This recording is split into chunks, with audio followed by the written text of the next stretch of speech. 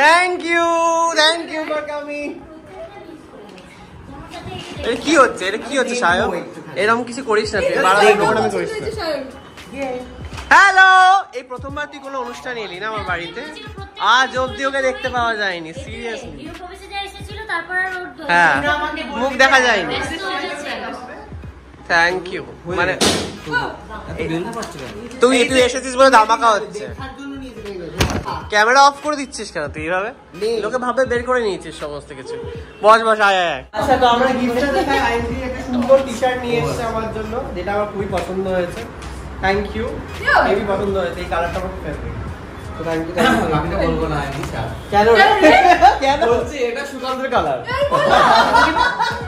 আমি ওটা বললাম যে দেখি মনে হচ্ছে এটা বলছে টি-শার্টটা দেখে আম্মা না ওটা জোরে বানানো হয়েছে, পুরো মনে হচ্ছে জোশ বাজছে। আমি নিয়ে নিলাম। আচ্ছা, এই কেকটা রিয়াজ এনেছে, আমি একটু দেখি কি সুন্দর। ও রিয়াজকে দেখাচ্ছে আসলে। বাহ, কি কিউট, এই হেভি কিউট কেকটা। কিউট। ভালো। হেভি। এই এখানে আমরা চিপকিয়েছে, কারণ অনেক বড় বক্স তো ঢক ঢক ঢক করে। কি কিউট একটা কেক সত্যি। কুচি তুই চুপ কর। হ্যালো বল। এখন এত দেরি করে এসেছিস তুই সব থেকে, তো সবার আগে এসে আমার এগুলো সব সাজানো উচিত ছিল। সেটার জন্য আমি কিছু বললাম না। কাকিমা এসো। আমি আগে হাত বাড়িয়েছি, কাকিমা গিফট এনেছে আমার জন্য, যেটা আমি দেখে নিয়েছি ব্লগে অলরেডি। কি ছিল এটা দেখিনি আমি ব্লগে। এটা কি?